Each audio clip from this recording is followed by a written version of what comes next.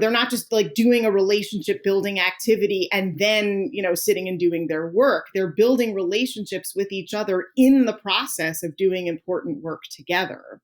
To me, that is what equity and belonging and inclusion are about. They're about giving students a chance to be their full selves as they learn. Hello and welcome to the Human Restoration Project podcast. My name is Nick Covington. Before we get started, I wanted to let you know that this episode is brought to you by our supporters, three of whom are Dan Carney, Julia Valenti, and Corinne Greenblatt. Thank you so much for your ongoing support. We're proud to have hosted hundreds of hours of incredible ad-free conversations over the years. So if you haven't yet, consider liking and leaving a review in your podcast app to help us reach more listeners. And of course, you can learn more about Human Restoration Project on our website, humanrestorationproject.org, and connect with us everywhere on social media. Whether it was during her nearly 2 decades as a middle school humanities teacher, or as diversity coordinator or grade level team leader, my guest today kept returning to the same question. Why does school so often feel like the opposite of learning? Lauren Porosoff's answer isn't a new program or a new curriculum. Instead, she offers a holistic way of thinking about how systems are connected to outcomes. And Lauren joins me today to talk about compensatory programs, the wellness kits, diversity posters, the one-off professional development workshops that schools layer one on top of the other to signal that they value belonging, creativity, and student well-being without ever changing the underlying framework for how students and teachers actually spend their time. In this episode, we talk about why schools reach for these fixes, why they backfire, and why they may be especially vulnerable to attack precisely because they're so superficial. Lauren's website is theteachernerd.com, and her book, Teach for Authentic Engagement, is available from ASCD. I was a teacher for 18 years. My work was in independent schools. So I worked at a Jewish day school in DC and then a secular independent school in DC, then moved to New York and worked at an independent school in New York, mostly in middle school humanities. And I've had a lot of different sort of jobs in independent schools. I was a DEI coordinator for a while. I was sort of like a grade dean. It wasn't called a dean, but like a grade level team leader for a while. And so I've done all of these different jobs, but I see a difference between our jobs in education and our work. And my work in education has really always been about making school a source of meaning and vitality and community in students' lives and in teachers' lives as well. And so even though it looks like my books and my articles are about all these different topics, that is what unites them, is making school meaningful and alive and helping students feel a sense of belonging, not by doing a sort of separate set of activities or programs, but by how instruction is designed. That is such an incredibly important point. And that was the through line that I found in the pieces of yours that I was reading too. Like so much of your work focusing on bridging that disconnect between the values, the way we talk the talk in schools, and then our practice in schools. What are some examples in all of those past lives and jobs that you've lived here? How have you seen that disconnect manifest? I mean, I think, and this has been said, in better, smarter ways by people who are smarter than me, but I think that so much of what students do in schools is driven by compliance. Here's an assignment, now do the assignment the way I told you to do the assignment. And so students, and I think this is true even in schools that don't give grades, that even when you remove sort of that, letter or number that quantifies compliance, I think students are still driven by a need to please the teacher, check the boxes, stay out of trouble.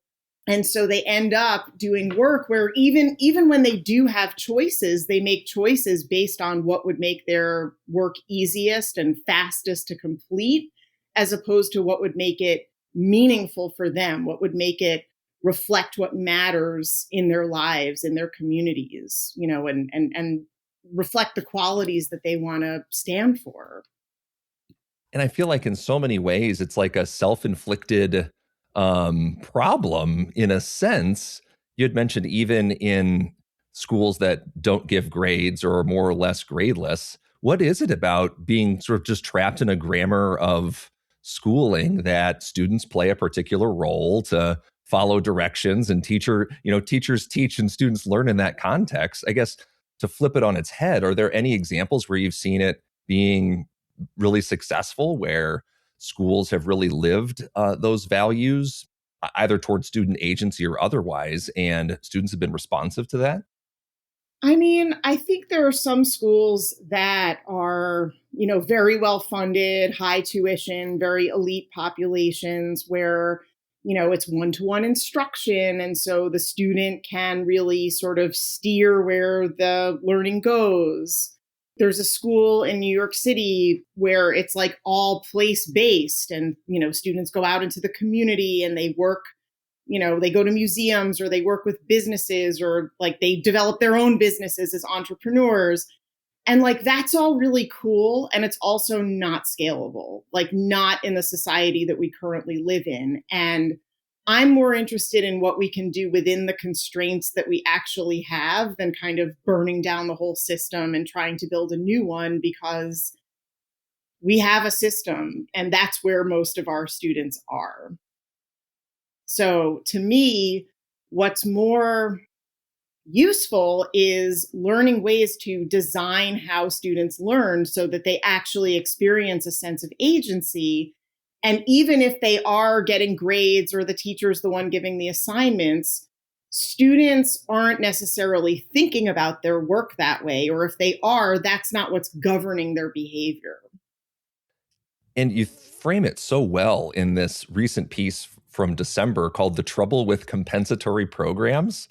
It sounds intuitive, the framing of that. I'm wondering if you could just explain that for listeners, and we can start to unpack why schools maybe have an obsession with these compensatory programs and what they could be doing instead. Yeah. So one of the examples I wrote about in the article is a school that I've worked with. They, sort of jumped on the wellness bandwagon and said, like, what can we do? Students are anxious and they're struggling. And, how can we increase student wellness? And so they created these wellness kits and they stuck them in every classroom. And they had stuff like, Zen tangles and little candies and like essential oil and like, stuff that like if you go on Amazon and type in wellness products, like these are the kinds of things you might get. I don't know how much students actually used them or how much wellness they actually created for students. My guess is probably not that much. But this is an example of a compensatory practice where schools are actually creating the anxiety. And then instead of designing learning environments that make students experience a sense of wellness in the work that they're doing, in the content they're learning, and the relationships that they're developing, it's compensating for an absence of wellness. So that's what I mean by compensatory practices. It's when a school values something, whether it's wellness or belonging or equity or creativity, and then creates these programs or initiatives that instead of kind of making school a place where those values, get put into action or come true, it sort of compensates for the absence of those values in students' day-to-day experience.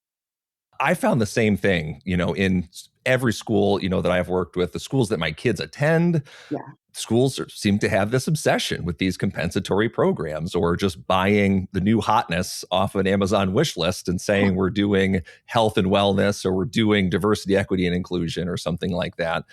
Why do you think that they're drawn to these things? And what do you think they should or could be doing to change that fundamental grammar or that experience instead? I mean, I'll give you my sort of 10 years ago me answer, which I think is an oversimplification. I think 10 years ago me would have said administrators just want to make themselves look good as quickly and as easily as possible.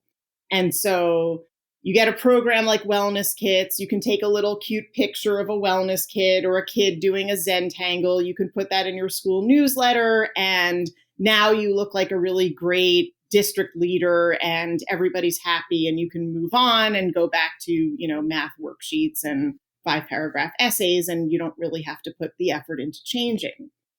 Maybe there's some of that. I mean, I'm not saying that like optics is never a concern, but I don't attribute it really to, self-servingness, or certainly not laziness. Like, this isn't about like teachers not wanting to do the work.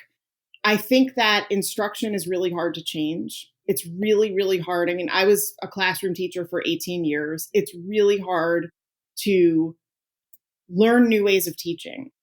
And I think that the way that professional learning is structured, we maybe get a chance to encounter some new instructional strategies, but encountering those new strategies is just the very beginning.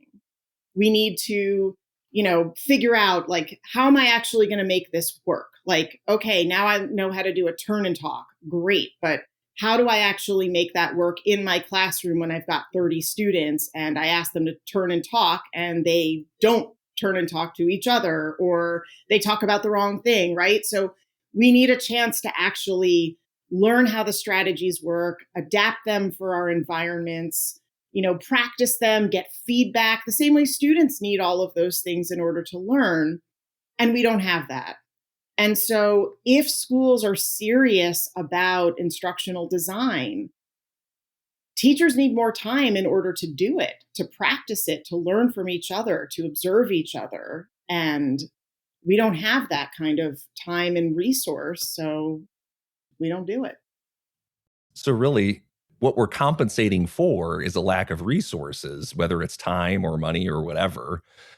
I think another sort of side effect of this that I've seen, and maybe you've seen it too, is just that by swooping in and pitching this as social emotional learning or project-based learning or DEI or whatever, and doing a bad job of it. Yeah. Because they bought a book or they bought a kit or something, and then teachers begin to internalize like an adverse reaction to the underlying practices that are, inherently good and sustainable if you provide the resources and supports for that.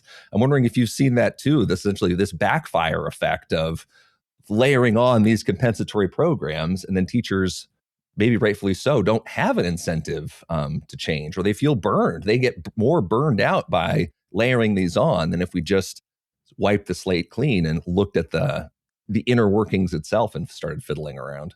Exactly. I see a lot of that.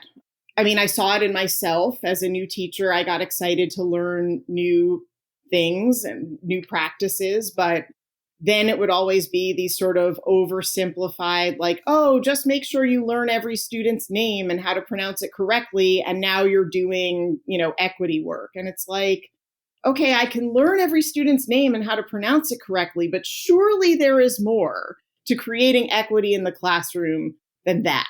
And so it begins to feel almost like insulting to the work that we do when these compensatory strategies are presented to us as the answer. So I've definitely seen that. I was going to follow up with the DEI portion of that specifically, both to ask, I think there's been a lot to do in different states and in the country. I think maybe New York City is, I don't know, a bastion, sort of a bulwark against laws that have been passed sort of against this work. Yeah. I don't know. Have you seen schools and systems be resistant or hesitant to continue with diversity, equity, inclusion in response to like the policy or the political environment? I mean, less in the New York City independent schools that I work with, because they're not as affected by that as, most of the country. But certainly, I mean, I was just out in Utah giving a keynote at a learning conference, and the teachers there definitely are affected by, what books they can put on their shelves and what topics they can talk about with their students.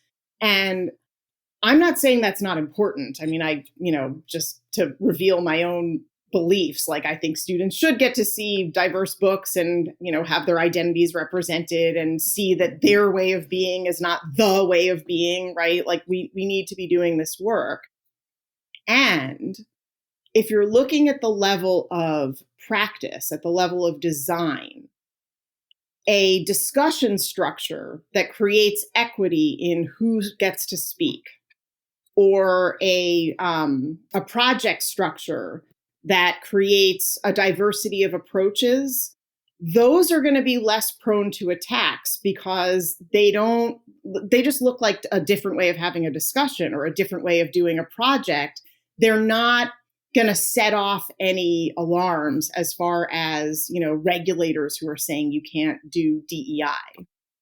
One big example of that, I think, is there's a huge tension in the way that both states and federal governments have responded to DEI, and at the same time have to hold up their end of the legal bargain when it comes to like ensuring IDEA,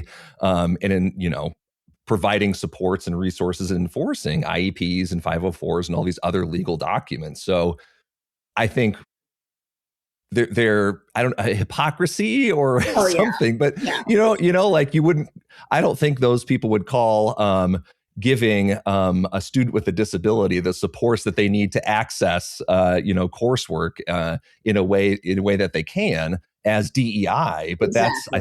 I think that's maybe how we should understand that. And you make a great point that perhaps the things that you buy might be bad DEI and also be the things that get shut down the fastest when you're trying to do work in diversity, equity, and inclusion. I don't know. My brain's kind of grappling with all of these things. Yeah. And yes. And it might be bad DEI. Like, putting up a poster is not DEI. Yeah. But it's the poster that, your administrator is going to walk by and see, and a parent is going to point to, and right. Yeah. So the compensatory practices are not going to be especially effective, and they're going to trigger the most surveillance.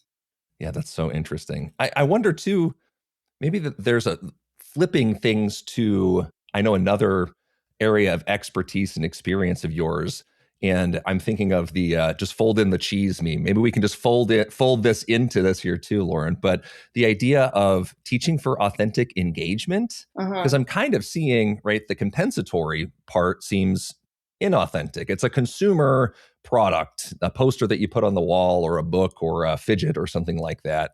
And when you write about teaching for authentic engagement, what is it that you mean by that? So initially that book had a subtitle, which was too long, and so the publishers took it off, but it was Designing Instruction So Students Connect with the Content, Their Work, and Each Other. And that, to me, is the kind of work that we're doing when we say we're doing equity and inclusion work. It's making sure that every single student in the room can bring their identity, their values, their interests to the work they're doing. And so they feel like the content resonates with them. They feel like the work is important and it matters. They feel like, they're not just like doing a relationship building activity and then, sitting and doing their work. They're building relationships with each other in the process of doing important work together. To me, that is what equity and belonging and inclusion are about. They're about giving students a chance to be their full selves as they learn. So when you work with schools or teachers, approach you for professional development, or you're consulting with them, what are some of the biggest shifts or most frequent shifts that schools or teachers that you point out that you help them make to get to where they want to be? So my focus recently has been on what I call instructional micro moves, sort of these little changes that we can make to how we teach that profoundly affects the ways that students engage. When I was an English teacher, one of the things that I often did was I had students respond to a prompt in writing. Let's say we were reading The House on Mango Street. So I might have them respond to a question about Esperanza, the main character. And then I would have them talk to a partner And my logic was that if you have three people in a discussion, one person can get excluded. But if you have two people, there is no discussion unless both people contribute. So I would have them, each write something and then talk to a partner. And so I would, have them write, and then I would say, share what you think with your partner. And what I found was there would often be one of the two kids would be sort of more outgoing or more of a risk taker, and that person would immediately start talking first. So, why didn't Esperanza like any of her shoes? Write about it. Okay, tell your partner what you think. And the more sort of outgoing kid would do all the talking. The quieter kid would do mostly listen, and then it would be time to move on. And maybe the quieter kid never got a chance to share.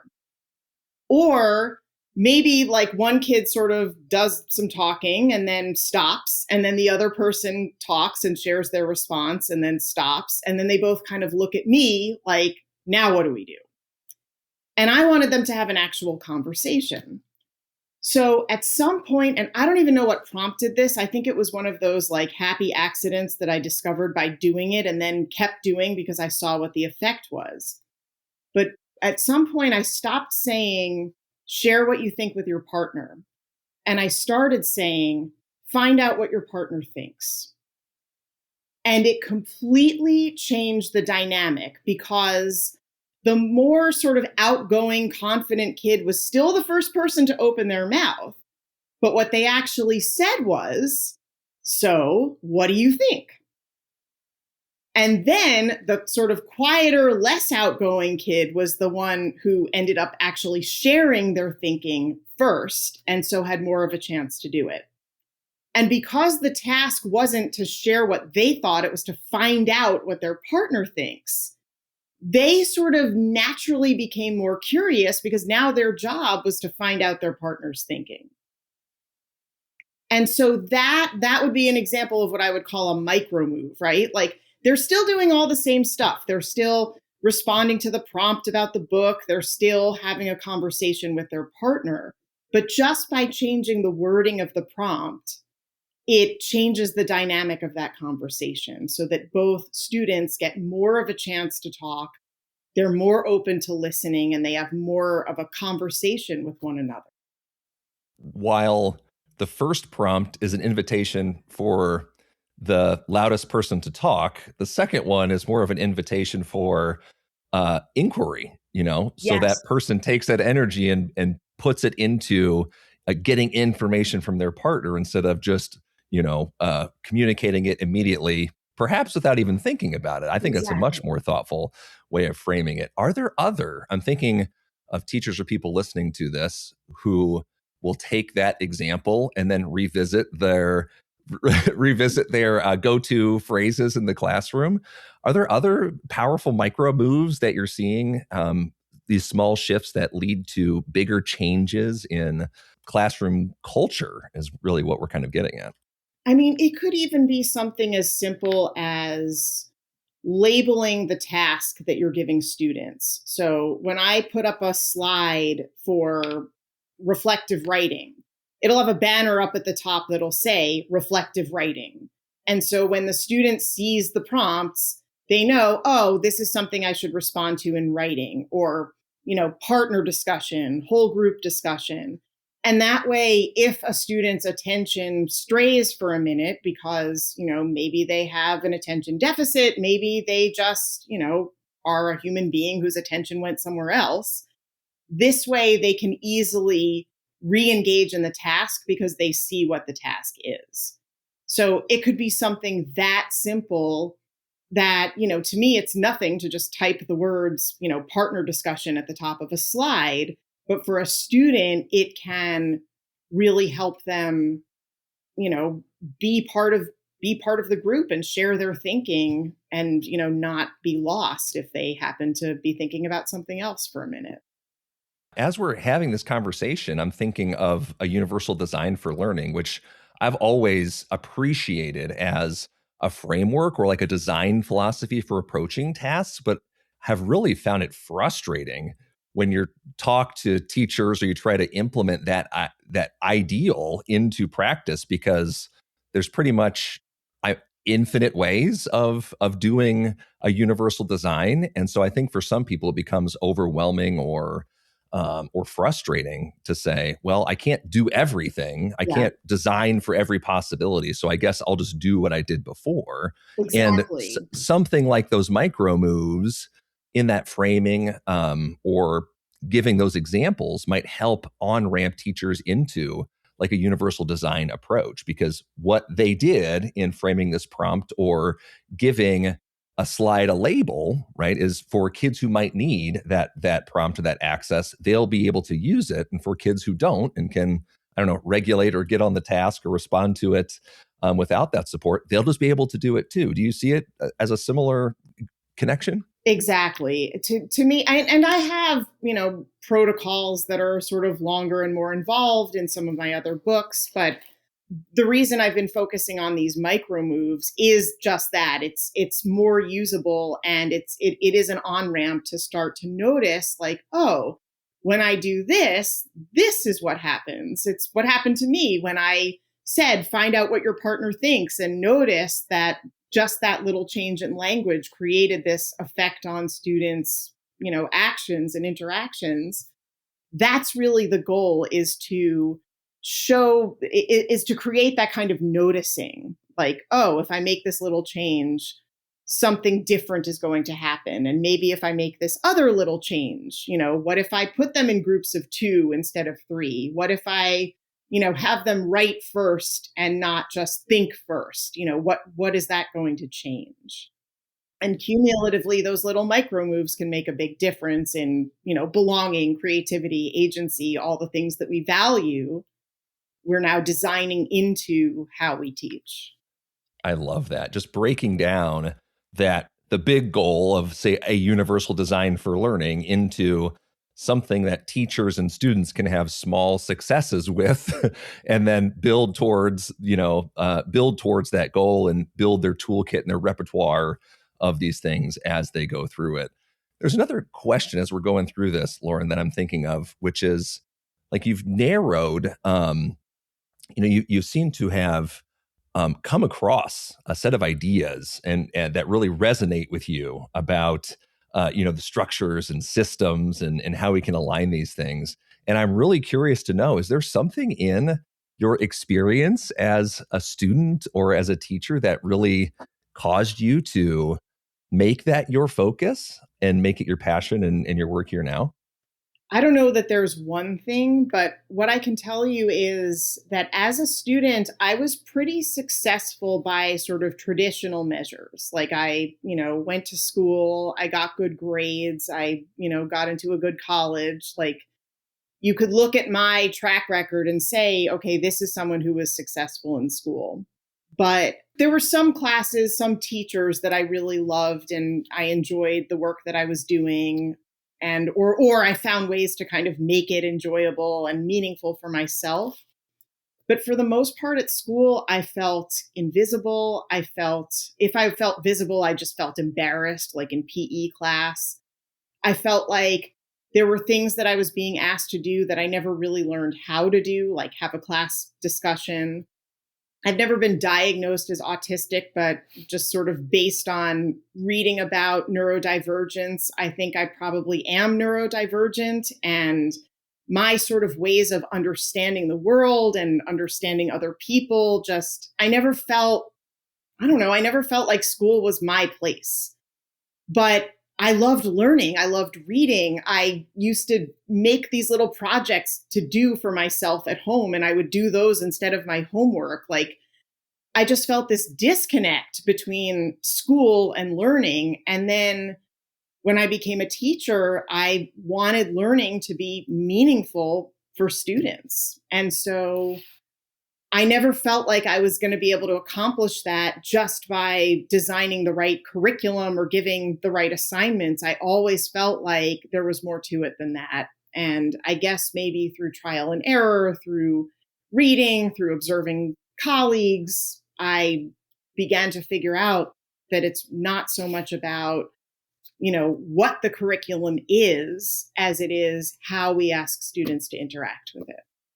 Especially that last point there. I wonder, if there is just one fundamental shift that you look out at the system and say, oh, if we could make this shift, it would make all of the other things that much easier. Can you narrow it down to a single thing at all, or, a common picture of what schools are facing?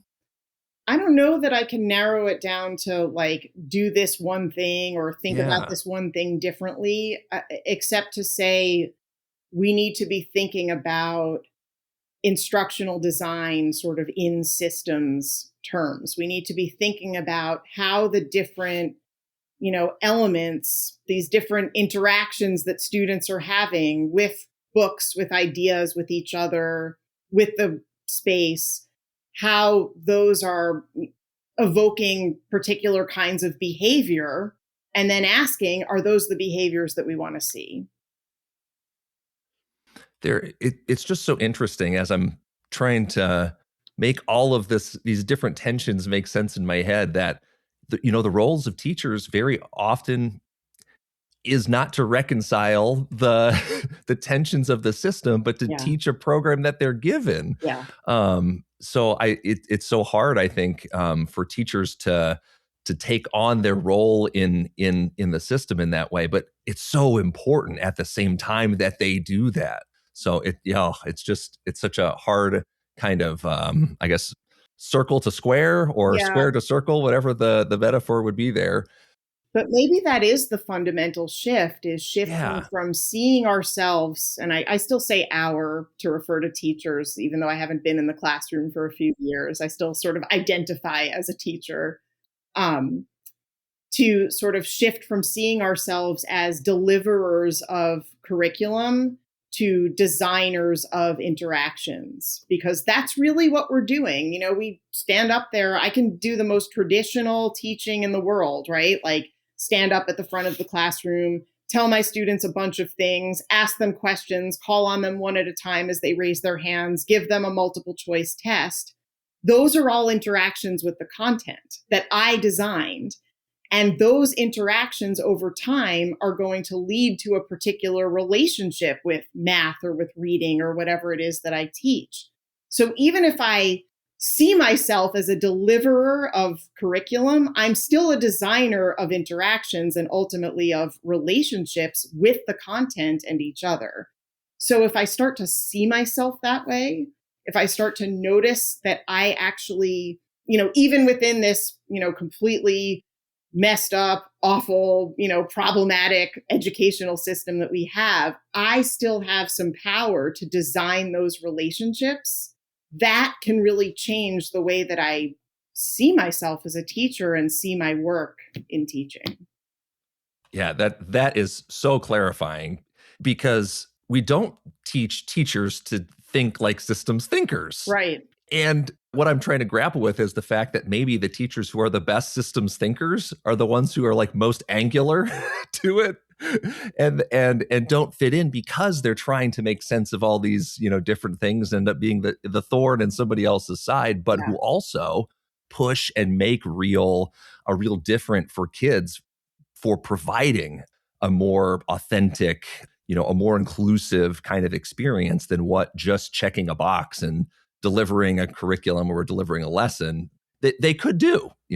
Anybody could do that, but they Exactly. wanted to do something different on behalf of the students in front of them. And yeah, that's a burden, I think, that a lot of conscientious teachers have to take on. I think that's right. And I'm not trying to dismiss that or, Yeah. minimize that. I mean, that frustration and that anger, like in my SEL work, I write about the connection between emotions and values. And, those feelings are signs that our values as educators are being violated, right? Like we're angry because we can imagine something better for our students. And at the same time, I'm always more interested in what I can do than what I can't do. I mean, not that we shouldn't fight for, again, a better system, but I'm always interested in like, okay, so this is where I am right now. Like, this is the class that I teach in. This is my budget. These are the desks. These are my students. These are the books. There's a reality What here, am I right? going to do within that framework? And to me, I'm more interested in what's possible under the circumstances that we're in.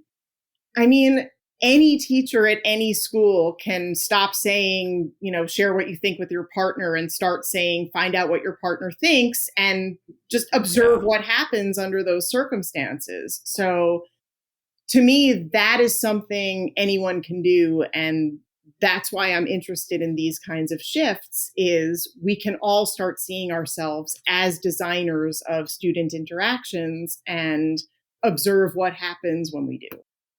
I so appreciate that. Yeah, I feel like we have to live in that tension, between real and ideal. And we're doing that as human beings. Are we being our best selves? Are we living our ideal life today? Or are we somewhere? We're always somewhere in the middle here. And we're always both pushing, against those constraints to realize that while also being, in negotiation with the concrete reality. And I think Exactly. it's one thing to say that, there's an easy solution to any of this, which I think there isn't. And to do what you're saying, which is like, here's a starting point, Yeah. right? On that journey that can just get you going somewhere. Do this one thing that it might change nothing, might change everything. Yeah. You can try this and move on to the next thing.